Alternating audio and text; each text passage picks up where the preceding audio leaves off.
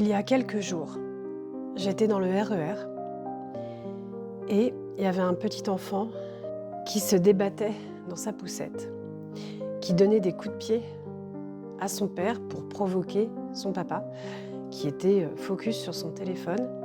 Et cet enfant demandait en fait de l'attention et il donnait en fait des coups de pied pour provoquer son papa. Son père est tout de suite intervenu avec de l'autorité. Effectivement, le problème n'a pas été là. Le problème, c'est que ce papa a menacé l'enfant de lui attacher les pieds à la poussette. Cette image, cette séquence m'ont immédiatement renvoyé à un moment de ma vie qui a été assez traumatique. Assez traumatique étant un euphémisme.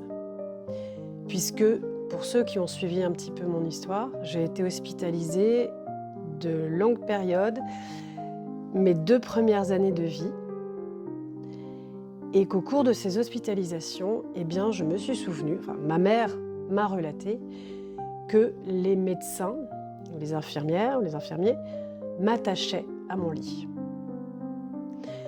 J'étais attachée à mon lit d'enfant dans cet hôpital parce que j'arrachais mes perfusions. Il n'y avait pas de système, vous voyez, en autonomie, on va dire autour du bras, quelque chose pour protéger, une coque en plastique qui aurait pu protéger le soin de mes petites mains d'enfant qui voulaient tout arracher. Il n'y avait pas ça. Donc, en fait, à cette époque-là, eh bien, les médecins n'ont pas trouvé mieux que de décider de m'attacher au barreau de mon lit. Et j'avais de temps en temps, je pense, la possibilité d'aller jouer un petit peu, mais sous surveillance, puisqu'il fallait absolument pas que j'arrache le système de perfusion. Et je sais que ma mère m'a expliqué que j'avais eu des moments de dépression, en fait, tout à peine à quelques mois.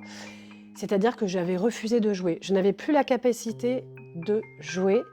Et quand vous imaginez qu'un petit enfant d'1 an ou 2 ans n'arrive même plus à jouer, vous imaginez bien que ce petit enfant a été détruit. Et ce qui m'a détruit, plus que la séparation avec mes parents, c'est le fait d'avoir été ligotée à mon lit des journées entières, des semaines entières.